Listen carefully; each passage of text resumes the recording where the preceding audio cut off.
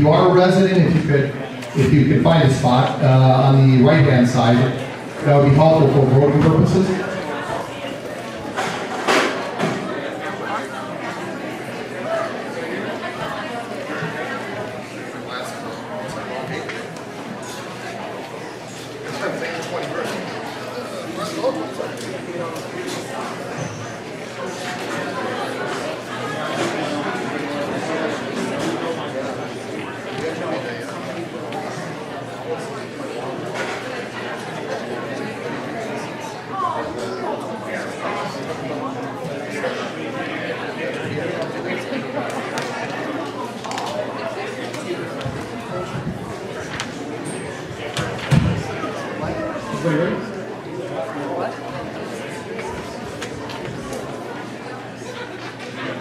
Okay, welcome everyone to the Waterford Graded School District Annual District Meeting, September 22nd, obviously after 7 o'clock by now.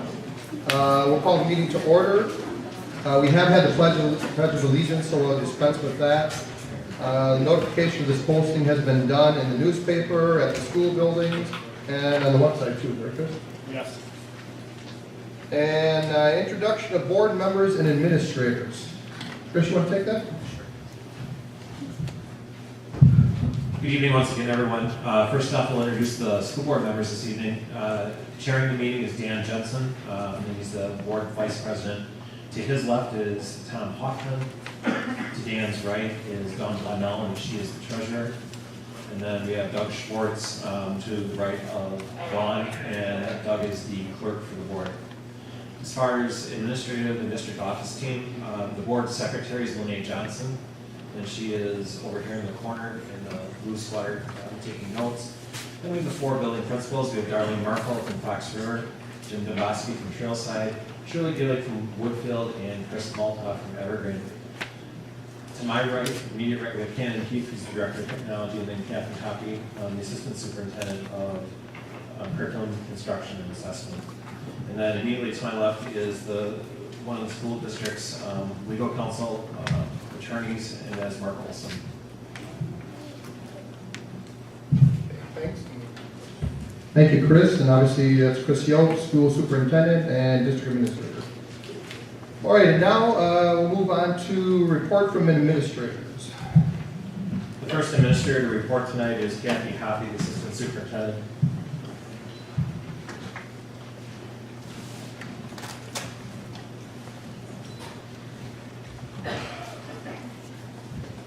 I just want to touch on a few items we have on screen here and there in just a few minutes.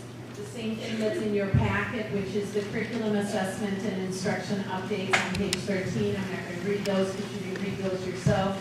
But what I'd like to really highlight is during the 2013-2014 school year, as you can read there were a lot of things that happened and occurred, and it's really the collaboration of the teachers and the administrators, the principals, and everyone who supports the learning in the school. That a lot of cool things were done. In particular, the continued work of the previous years in the ELA, the writing, reading, speaking, and listening curriculum was continued to be worked on. And I think it was excellent of the staff to, at every building, with the help of the principals, to pilot the new Smarter Balance assessment, which is what the children will take in the coming spring in the last 10 weeks of the school year. And to really look at how are we meeting those needs through our curriculum and through our materials.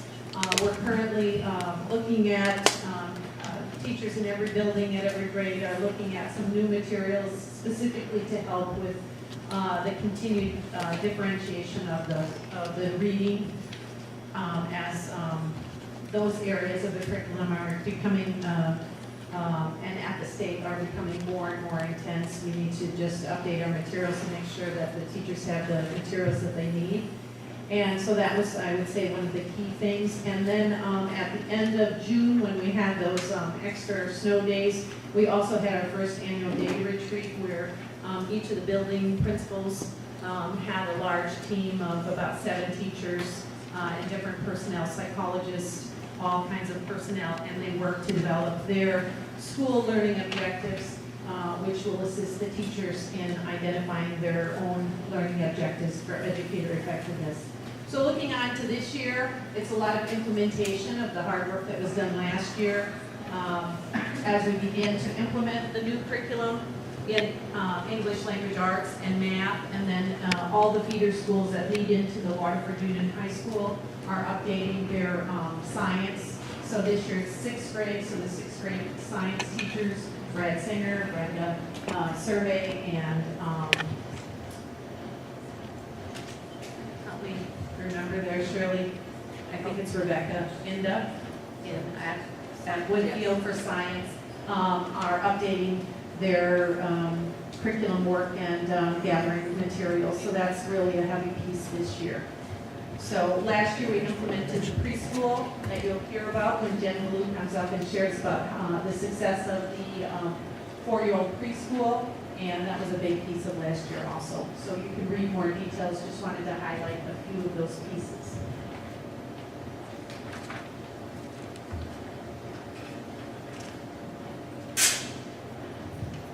As many of the parents, in fact, and speakers, taxpayers talked about the high standards of performance in the district, and this is within your booklet also for everyone, but it just outlines and really shows nicely the high standards of student achievement that the students in the Waterford Grading School District are continuing to achieve at high standards. The yellow is just where we are really at our highest among the other comparison districts. So as you can see, there's quite a few reading areas and quite a few math areas, as well as looking on then further down in the science area. So gives you an idea of how the other schools are scoring, and then what we're doing here in Waterford. And like I said before, we really have a nice high performance, and the teachers and principals should be really proud of that. Now I'd like to introduce Jen Malou, who is our new preschool 4K preschool teacher in our Title I programming, and she's going to review the data from last year and maybe tell you a little story about how things are going with those students this year.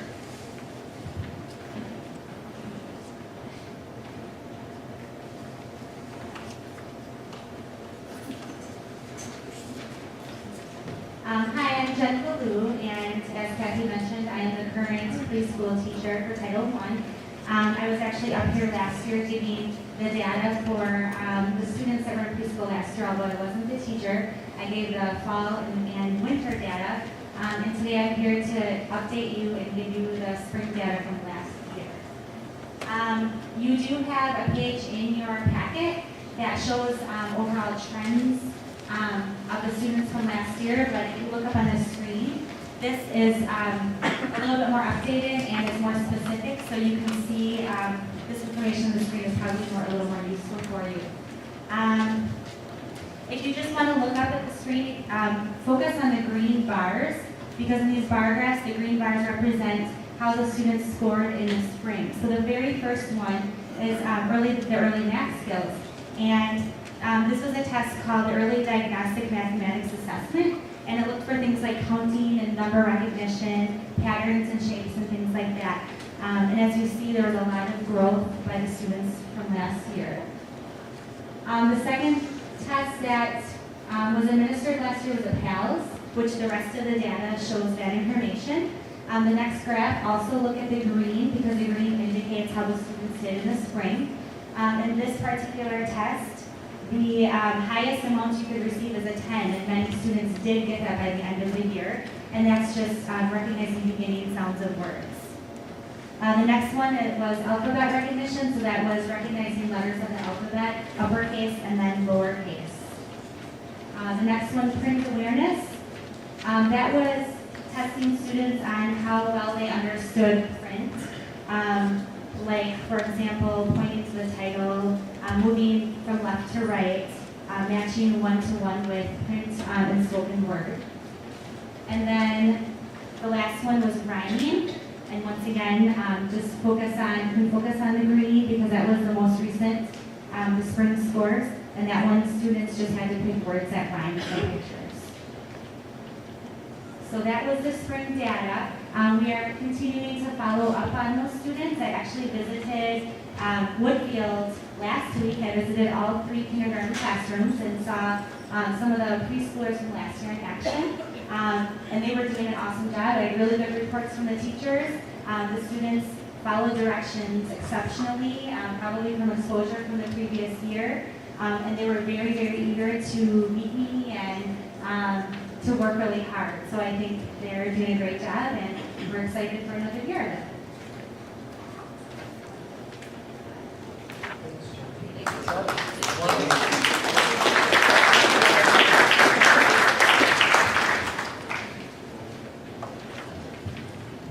Hi everyone, my name is Kenny Heath, as Crystal mentioned. I'm the technology director. Just want to give you a brief update on some of the items that we have covered this previous school year, in the 2013 year. I'm going to just give you an update, brief overview on what we're hoping to accomplish in the coming school year as well.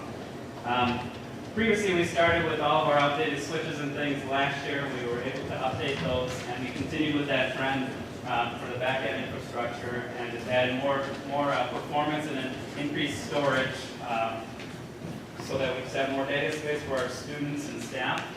Also, just we were able to leverage some of the added storage and build upon it. We were able to use that storage and have a disaster recovery solution, if you will. So anything had gone down in our data center, we have the ability, should we need to, go ahead and bring everything back up within a couple of hours, rather than having to be down for days. So I'm really thankful that we were able to implement that solution as well. And then we also updated some of our outdated servers, just increased performance, and just many of the applications we're running, just having more horsepower. As you know, technology is continuing going faster and faster, so we're trying to keep up as much as we can. The more important piece is the students. We were really happy with just having more access to our devices for our students in the K2 area. Last December, we rolled out half of the K2 level received iPads, and then in the fall, we finished off that implementation. So all of K2 has 5 iPads per classroom. Teachers are just implementing them in a variety of ways, just learning centers and just different learning opportunities for our students. Also in the 3rd through 5th grade, we added 10 Chromebooks per classroom. Again, teachers are using it in a variety of different ways just to augment the instruction that's going on. And kids have just been really excited. It's very, very exciting to see them be excited about learning as well. And then, of course, we can't just throw all this technology out there without providing training and having collaboration time for our teachers. So the technology integrator works closely with our teachers, morning meetings, offering summer school sessions as she has in the past, just continuing to have dialogue with teachers just to see what instructional needs they have, and they have a collaborative process, and she puts on a technology lens and helps augment the instruction that's going on in the classroom. Just some of the different things, Twitter, RSS feeds, some of those things just for teachers to have more resources for their own learning, and then continuing with Google Apps in our classrooms, along with the Chromebooks and just Google Apps in the middle school for collaboration and further instruction for students. Just looking ahead, we need to just start looking at, we have a connection over to Trailside Elementary that we currently lease connection over there through a local vendor, TDS, and so that's coming for renewal, so we need to start thinking about what we want to do with that. I've already foreshadowed to the school board, so they are aware of that. And as we add more and more devices and more technology, just an overall bandwidth, we need to look at that and see if we need to increase. So we need to start working on that. And then also some of our teacher machines, we need to start thinking about those as well. They've been in place for a little while, so start beginning discussions with that on how we want to approach that. And then, as you noticed, K2, we added iPads 3 through 5, we've added Chromebooks. So we need to start thinking about what do we need to do for grades 6 through 8? What's the next steps, and what's the most proper device, or what do they need access to so that they can continue with their learning as well. And then again, very fortunate to have the staff development piece that will continue. It's very important. I know teachers are very excited after they leave the training sessions and very appreciative of having those opportunities to kind of bounce ideas off of our technology integrator and also just collaborating with each other as well. I just want to conclude, I'm very fortunate to have a wonderful team. We make a lot of things happen with all the different technologies, so I'm just very fortunate with the hard work and everything that they do in keeping everything going. Thank you.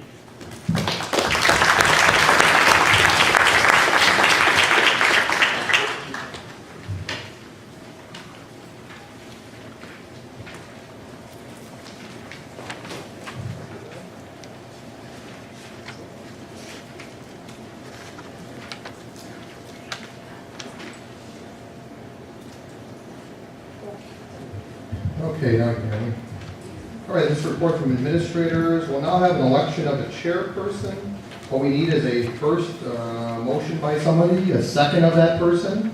We can have multiple people motion for, and then we'll take a vote on this. So does anybody have a motion for a chairperson for the annual meeting? Yes, sir. I move to elect Matt Chronic. Okay, and you have to state your name so they can hear it here. Ryan Krieger. Is that the name? Okay, so anything we do tonight, make sure you yell out your name if you motion, so Lene can document it down, so we have a nice piece of paper you can read next year. All right, we have motion for Matt Chronic. Any other second to that I motion? second the motion. Carol Haynes. Second by Carol Haynes. Okay, any other people? Okay, we have a first and we have a second for Matt Chronic. Any discussion?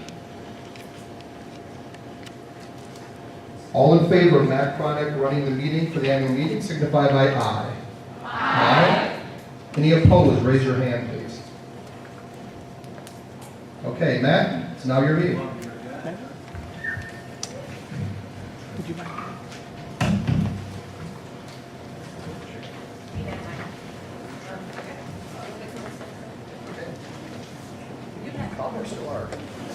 Speak up.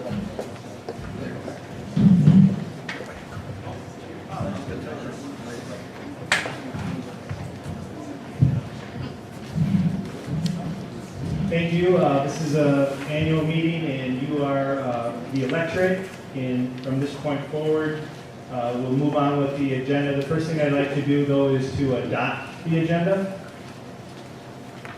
And we'll be looking for a motion to adopt the agenda as written. Well, we're first going to adopt the agenda, and the ground rules are on the agenda. And I don't want to be rude, but I'm going to run the meeting here. And as we saw earlier with Mr. Jensen, you have to raise your hand and be acknowledged if you want to speak. Yes. Michelle Cairo. I move to adopt the agenda. Okay, do you have a second? I'll second, Joe Beck.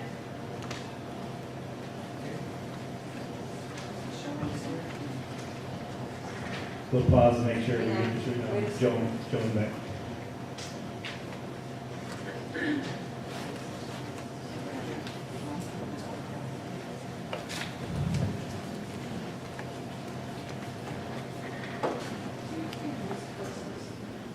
Michelle Cairo.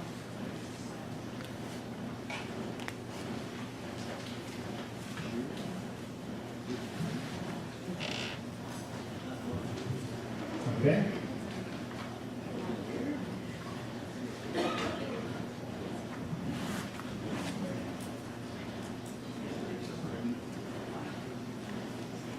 At this time, is there any discussion on adopting the agenda as printed? Yes. The number of minutes for each speaker is left blank. I didn't make a motion that we fill out a 3-minute time limit.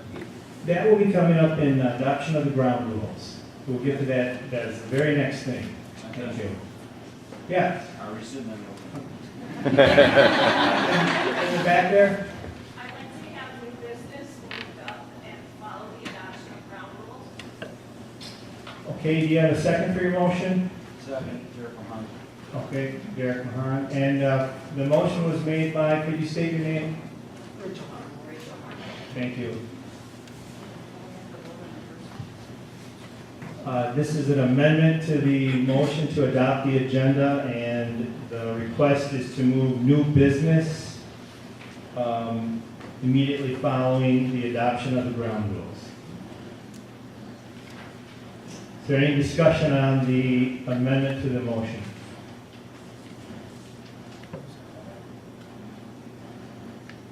Yeah, we had a second, that was Derek. Okay, so then we are voting on the amendment to adopting the agenda, which is to move new business immediately following the adoption of the ground rules. All in favor say aye. Aye. All opposed say no. Motion passes. We are back to adopting the agenda, and if you want to write in there right after, put a little arrow after adoption of ground rules, we will now have new business number 14 moved up to that spot. So all in favor of adopting the agenda as amended, please say aye. Aye. All opposed say no. So you've adopted the agenda as amended, and we are now on to adoption of the ground rules. And if you turn the page, you'll see a little helper on that. And I'm just going to give you a minute, or if somebody's already read that and is ready to make a motion, we'll have it as stated, but we do need to fill in the number of minutes there for speakers. I'll do it again. Okay, Mr. Chair, come Marco. on. Each speaker limited to 3 minutes. Otherwise, move as adopted. Is there a second to the motion? I'll second that, Joan Beck. Okay, Joan Beck has seconded. And I'll just, while they're catching up on the minute, documenting, each person will have 3 minutes on a specific topic. When needed, all speakers will be asked to indicate interest in addressing the annual meeting in order to establish a reasonable time limit. Procedure to make motions. When making a motion that is not on the agenda, the motion should be written, signed, and presented to the chairperson before action is taken. Do we want to stick with that ground rule? You've addressed the minutes.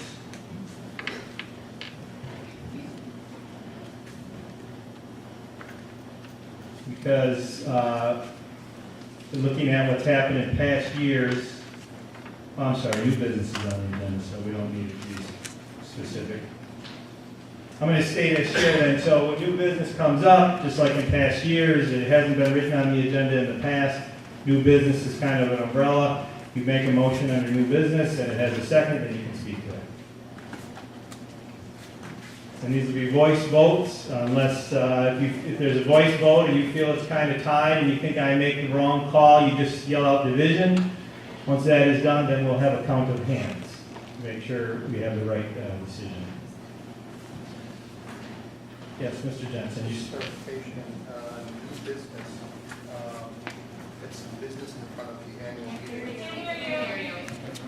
I can't turn the mic on, I'm at an annual meeting, I'm not a board member anymore. Okay, then step up to the microphone there so we can hear you. I'll tell you what, that'd be the purpose of this one. Is that better? Yes, thank you.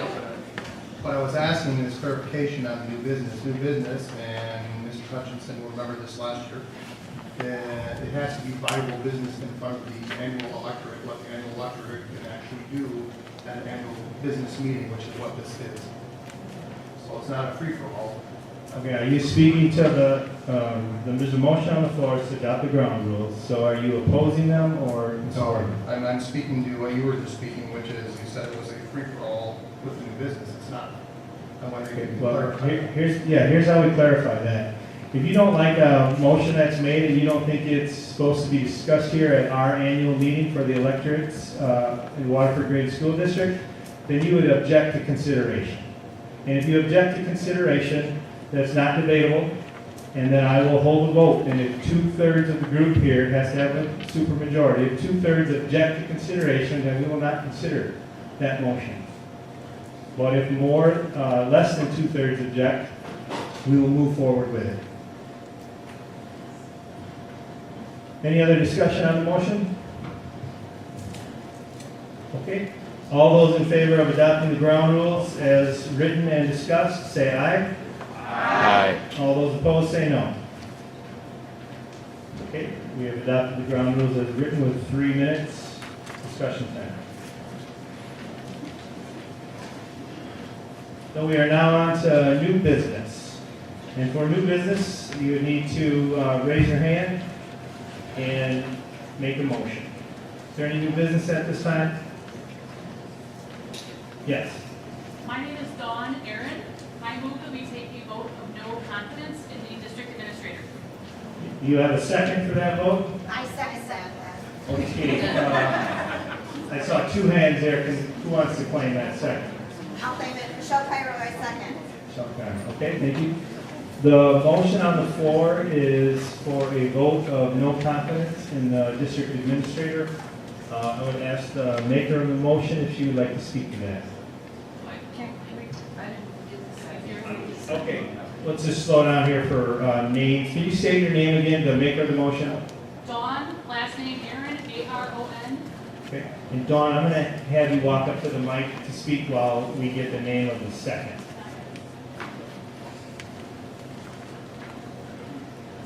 Who makes the second? Who was the second? Can you state your name? Michelle Cairo. Michelle Cairo, and I think we have that from earlier.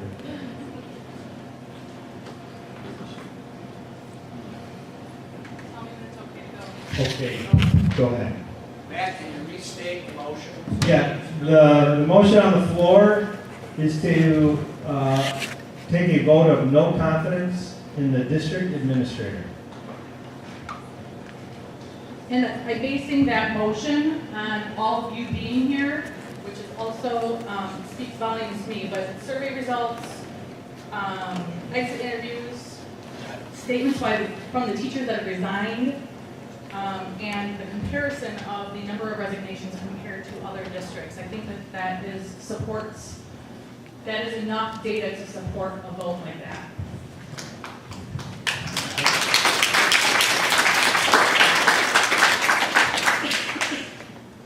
Anybody else like to speak to the motion on the floor? Anybody else like to speak to the motion on the floor? Okay, then debate is closed. We're going to vote now on a vote of no confidence in the district administrator. All those in favor say yes. Yes. All those opposed say no. No. Okay. The motion has passed. Moving on to any other new business items. Yes. Jericho Hahn, I'd like to make a motion to direct the board to appoint a fifth member for the school board, replacing the vacancy left by Bob Castagret. Okay, do you have a second for your motion?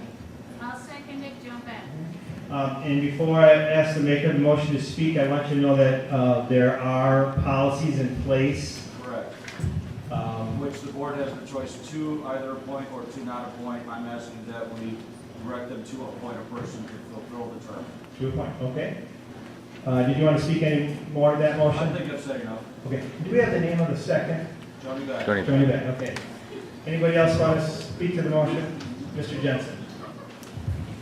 I understand your motion and your second. I just want to clarify, this is not a item that you can take up at an annual meeting, nor is it an item that the school electorate can even direct the board to do. The board's elected. The board has state laws it has to follow. Those are the state laws that will be followed. You can't direct the board to not follow the law. It's not a motionable item. Are you objecting, I or am you just? objecting. It's obviously not a motion. You got to say I object to the motion, or you just say that you're not in support of it. Okay, Might be quicker just to say you're not in support of it. It's up to you. I object to it. It's an illegal activity. Okay, Chairman. We have an objection right now, and that's not debatable. Just as Okay, hold on. Can you state your name? and Yes, sir, I'm Mark Olson, I'm legal counsel of the district. I'd like to concur with what Mr. Jansen has said. This is not It's appropriate Mr. action to Jansen. be taken at the annual meeting. It can be done on an advisory basis, I would imagine, but it has no binding effect on the school board. Okay, so we've heard that it does not have a binding action on the school board. I think Mr. Jensen has made that clear, but again, right now there's an objection, so it's not debatable, and we just state the question now. So what I'll do is I'll say if you sustain the objection, say aye, and that would mean you don't want us to consider this, and then I'll ask you the opposing. So all in favor of objecting to sustaining the objection to the motion, say aye. Aye. And all those opposed, say nay. Nay. The nays have it. So we are back to the motion on the floor. Anybody else would like to speak to it? I'll make an amendment just saying, understanding this is purely advisory, that, put that at the beginning. I'll make Okay. that amendment. I'll accept that. Okay. So we've got a maker of the motion is amended, and Mr. Jensen, who had objection, has seconded that. So I think we're in good shape here. So the motion on the floor is that I'm going to ask if that can be read back with Well, we had, originally it was direct the board to appoint the vacancy of Bob Caston. So Now let's it's turned to advice. to advise the board to appoint someone to the vacancy created by Bob Caston. All those in favor say aye. Aye. All those opposed say no. Okay. Any other new business items at this time? Any other new business items at this time?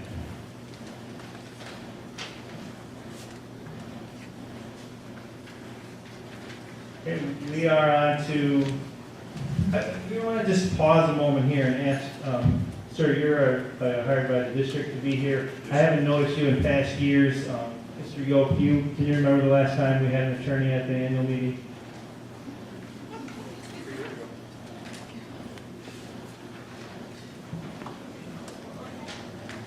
I believe it was 2006 or 2007. 7 years ago. Sir, what does your firm charge per hour for you to be here and stuff? Oh, so that's a matter which is confidential between myself and the board. I'm not at liberty to disclose that. The board can always waive that, but I can't. Does the board mind waiving that at this time? The board members that are present? I think it's just a matter of. I would call the community question interest. as to the agenda, Matt. You're on an agenda. If you would please call, it's been voted and approved Right. by the people in the audience. Right, I'm the chair of the meeting. I'm going to ask you not to speak out of turn again. You just asked me and I was talking to you. No, I asked if you would agree to allow him to state the amount. So you're taking a liberty there. Okay, well, we can find out at another time, I guess. That would be cool. Thank you. We are on to reviewing of the minutes from the last annual meeting. You'll find them in your packet.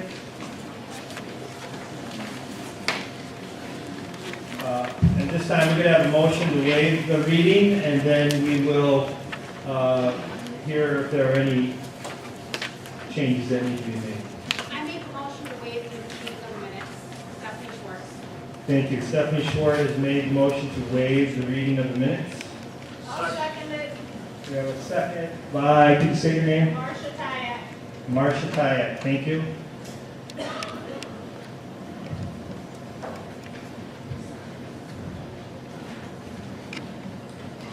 Is there anyone that would like to discuss the minutes as written or offer a correction?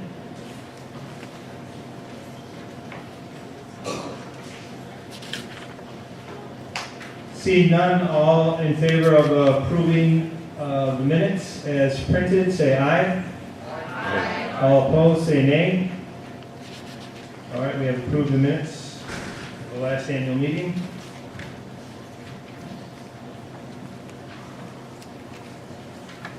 And we are on to Mr. Yoken's presentation of the budget. And I want to just point out that there's a hearing on the budget, so that's a separate part that the budget is presented by Mr. Yoke, and it will be open for questions to him, and then he'll answer those questions before we approve the budget. All set.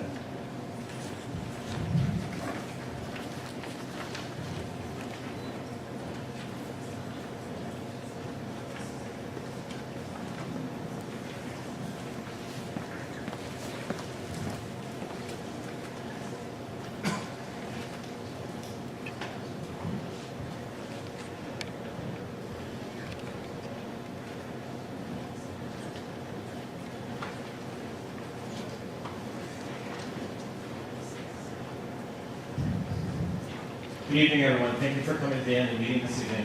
The pieces that I'll be discussing specifically about the budget start on page 9 in your booklet. There is some additional information I'm going to be sharing so that you get a complete picture of the district as a whole to help inform you as far as the overall perspective and status of Waterford graded schools. To do that, I think it's important to realize that technology has become very dominant in our society, and obviously here in the Waterford graded school district. And stick with me for a moment to make an analogy that the smartphone has become a main resource to access lots of information. And tonight, I ask you to take just a moment to learn about WGSD's smartphone. You notice that there are two main apps on that smartphone this evening. One is related to student learning, and the second is financial health. If you tap on that student learning app, you would notice that there are two layers, achievement and programming. Many of you hinted or explained in the earlier meeting tonight the high achievement for the Waterford graded schools. And it's a real source of pride for us, and there's growth at 3 of our 4 schools since last school year, and our overall district score also increased. And I want to show you just a second here the specific information. You will notice that Waterford graded is located about 3/4 of the way down the page with a district score of 80.9. And if you look at the rest of the school districts in that particular cluster of exceeding expectations, typically when we do comps or comparables, we use Shorewood as one of our comparables. And the reason why is enrollment size and similar demographics. And you'll notice that we're neck and neck with Shorewood. And the other piece that I would point out, other than Waunakee and Calmarine, we are the largest district in that grouping as far as achieving that momentum. The last piece that I point out is Norway Joint 7, that is Drought School. And they have an approximate enrollment of about 90 children. But the reason I'm pointing this out is not only are we scoring very well statewide, but we're also scoring very well regionally. The nice thing is, you'll notice that Waterford Union High School this year was recognized with a fine accomplishment of significantly exceeding expectations. And it's a credit to not only the high school staff, but also the work that we do here in Waterford graded that feed the kids into that high school so that they're able to attain such high levels of achievement.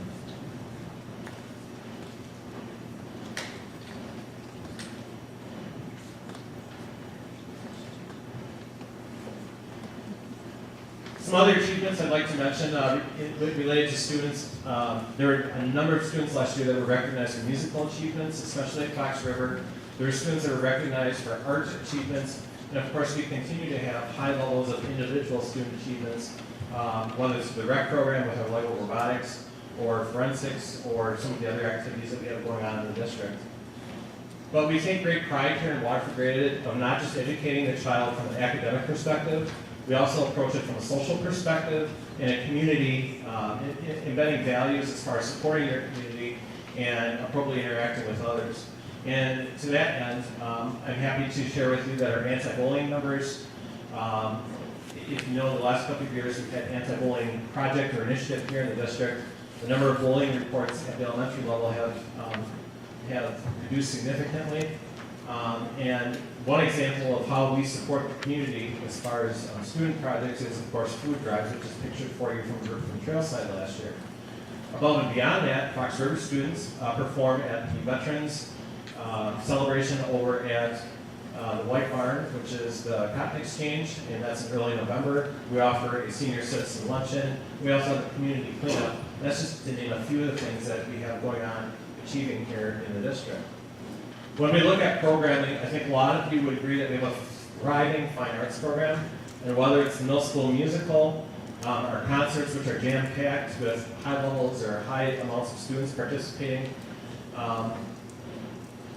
it's a very, very, very high credit to our staff and to you as families that you support the arts here in the district. Mr. Heath elaborated a little bit more on the expanded technology here in the district, and we have added Chromebooks at grades 3 through 5 this year. And the next examination, of course, is what to do with grades 6, 7, and 8 next year as far as new devices, as well as updated teacher devices. A neat thing going on here at Waterford as well at the middle school is STEM programming, and STEM is one of the biggest state initiatives: science, technology, engineering, and math. Every student participates in STEM programming through the science curriculum at Fox River, but there are also 2 elective courses that kids can take, one in robotics, and this year we introduced a new elective in forensic science. So again, it's a real exciting opportunity that we're able to offer our students here that we have a source of pride. Finally, Mrs. Hoppy and Ms. Ballou talked about the Title I preschool, a nice enhancement to intervene early for those youngsters before they enter our 5K program. The next part then transitions into the financial health app. And just a little bit of background for you, for those of you that, if this is your first annual meeting, basically school districts get their revenue, their income from 3 main sources: property taxes, state aid, and then grants, fees, and tuition. And basically that last item on the screen there, that grants, fees, and tuition, is the smallest piece of the pie. Here comes the specific budget presentation for you tonight. You will notice that in the revenue section we have a couple of different categories where the revenue is obtained. Local sources, again, that's property taxes, and then student fees. Inter-district payments, that is the tuition that comes to us from open enrollment districts, or I should say, comes to us from school districts representing children that are open enrolled into Waterford graded. We have a special grant that we get a little bit of reimbursement from the federal government through CISA 2. The state sources, that's state school aid, and then the federal sources typically is our Title I aid. So all in all, we're projecting revenue this fiscal year at about 16.5, closer to 16.6. If you'll notice, last year the unaudited actual was about 16.4. So all in all, the biggest increase as far as revenue, we're anticipating growth or increased revenue related to state aid. As far as expenses are concerned, the 3 main sources of expenses then are staff and all the other supplemental things to run the school. So the instruction area, basically those are your core teachers, your math teachers, your science teachers, your elementary classroom teachers. Your support services are positions such as counselors, janitors, administrators, basically staff members that are not core academic teachers. And then we have non-programming expenses, which is basically special education and open enrollment charges that we send as far as expenses to students from Waterford that are open enrolled out. All in all, then we're anticipating expenses of 16.4 for this current fiscal year. If you look down in the right corner, last year's annual meeting approved the budget of 16.2. The percentage increase in expenses then is about 1.1% overall. So what does that mean for you as a taxpayer? Take a look at that now. We are proposing a freeze as far as the taxes are concerned, and therefore the general fund budget from taxes would remain at 8.5, almost 8.6 million. And then our debt service contribution for the referendum and the Trailside and Woodfield building construction and the modifications at Fox River from about 2001, that debt service payment is also staying flat.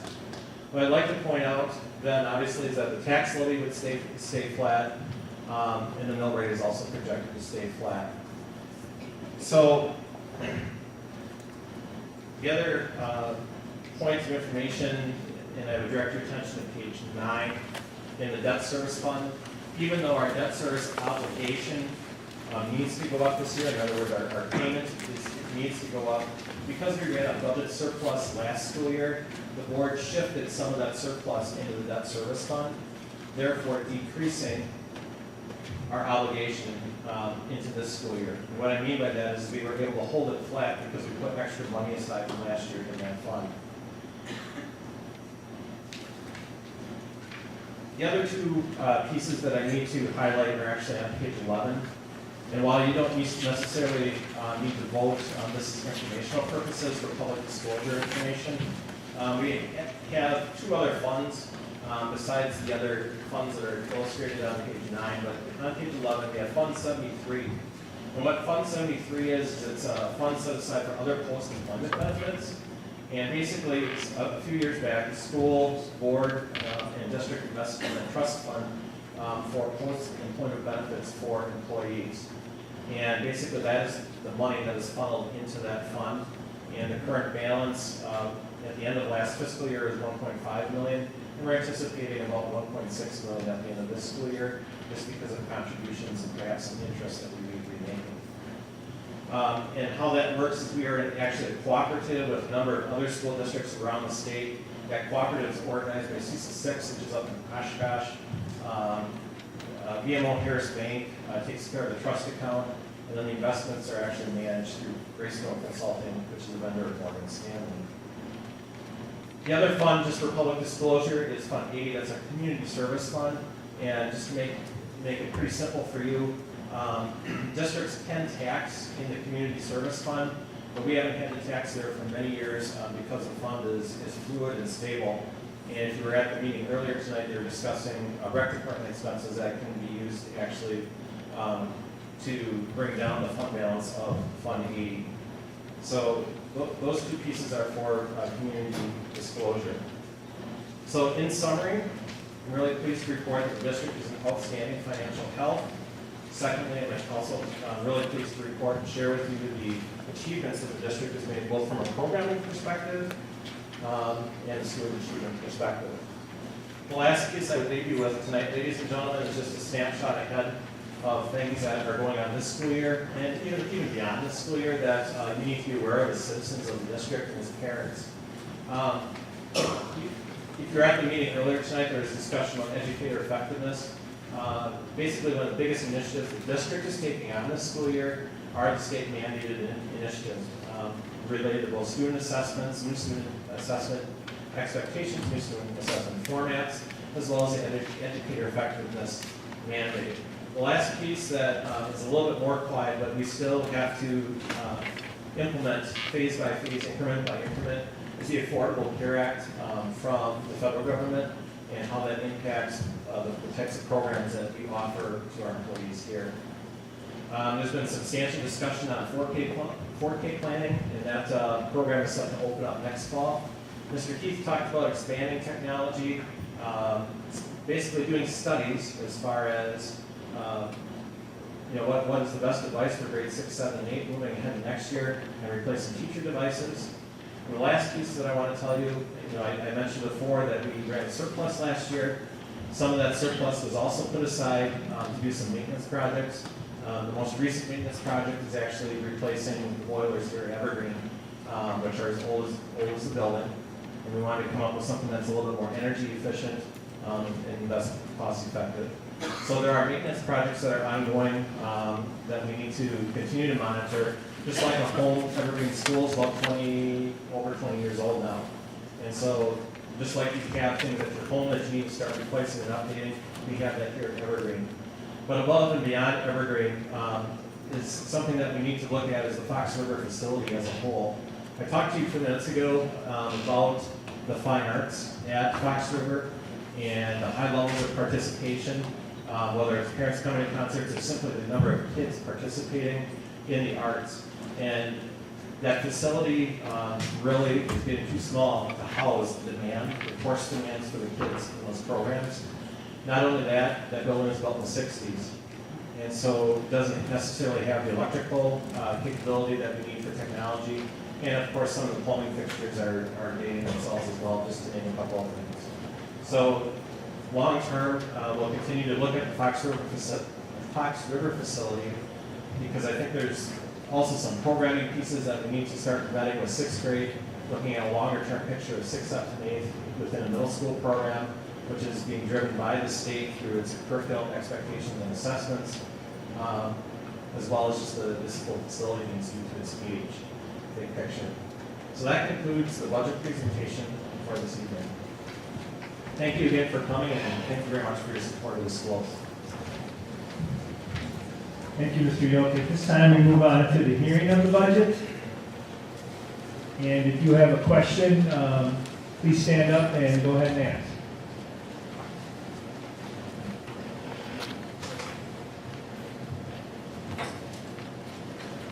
Are there any questions on the budget as presented?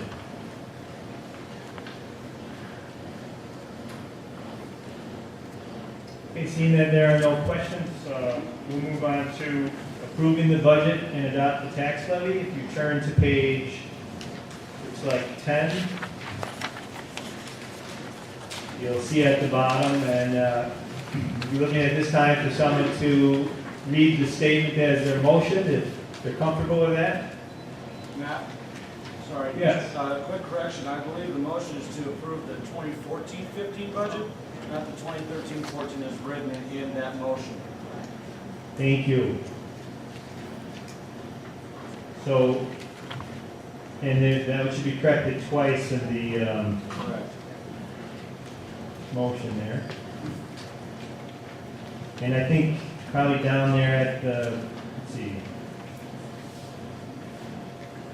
I think the date at the bottom is correct, November 1st, 2014, that one's correct. Okay, so then we'd be looking for a motion to read as, I'll say, corrected, those corrected dates. Who'd like to make that motion and have this meeting move along? Okay, Mr. Short? I'll second.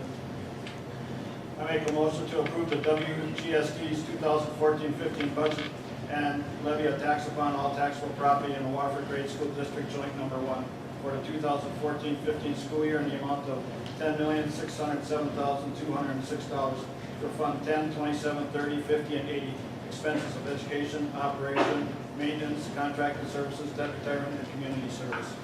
Thank you, and that was seconded by Eric Mahan. Okay, Mr. Schwartz, would you like to speak to your motion? I think it pretty much explains it there. It's zero increase, so I think that's pretty good. Any other discussion on the motion? Seeing that there is none, all in favor of approving the budget and adopting the tax levy as corrected and stated by Mr. Schwartz, say aye. Aye. All opposed, say nay. Oh, sorry. All right, I'll make this, that's okay, let me ask one more time. All those opposed, say nay.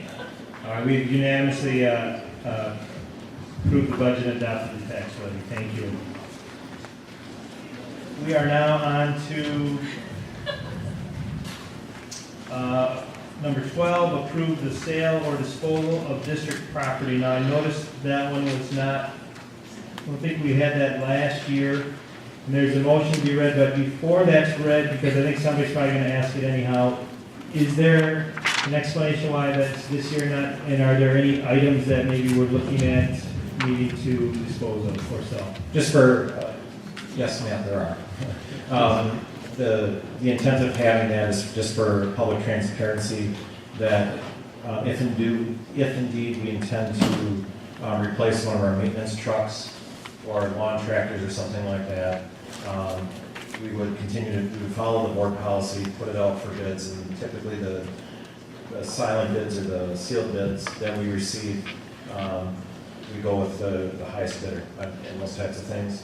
The other part is when we dispose of other, smaller property, less tangible things such as library books, we've typically done a rummage sale every couple of years down in the Woodfield Basin. So it's just putting that out there for public information. Thank you, Mr. Young.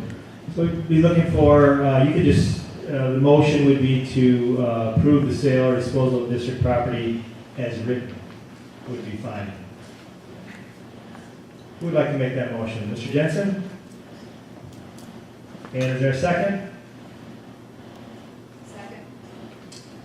Tom Hoffman, second. I saw a hand back there. Does anybody like to speak to the motion on the floor? All those in favor say aye. Aye. All opposed say nay. Motion has passed.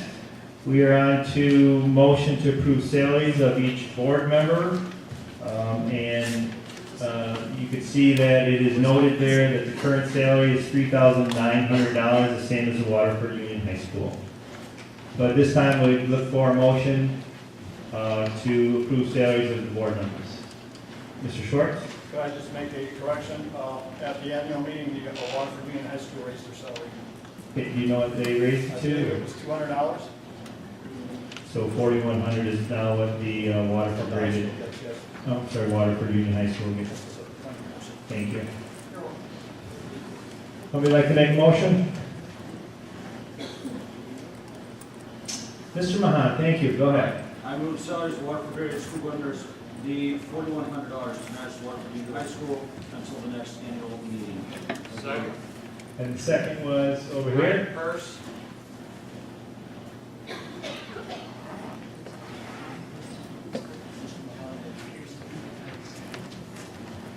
We're just going to get your name and then.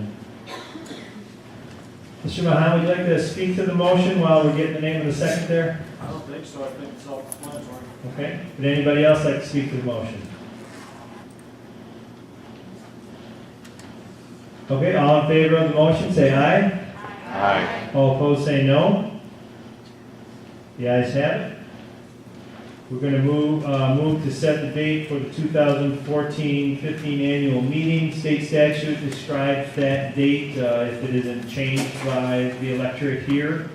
And I think there was some discussion at a board or committee meeting about having that date moved up a little bit. One thing I think everybody should consider, if we move it into the summer months when families are traveling and vacationing, that could create a problem for some, so consider that when making a motion or not. We have a motion for setting the dates for the 2014-15 annual meeting. Mr. Joe, go ahead. Typically, historically, for several years, the electorate or the citizenry has left it up to the board to decide that date.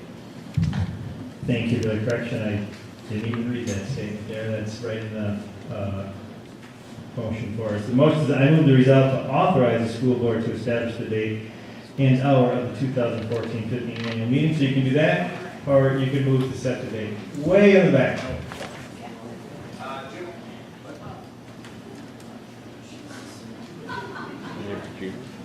I'm Jim Hutchinson.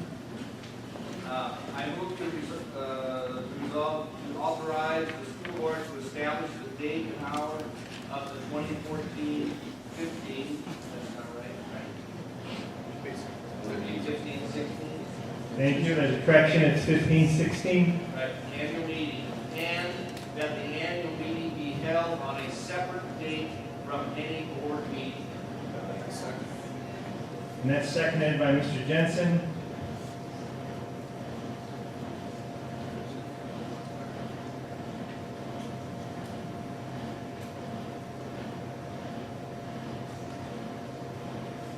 So the motion is, I move to resolve to authorize the school board to establish the date and hour of the 2015-16 annual meeting, and that the annual meeting date be held on a date separate from any other board meetings. Is that correct?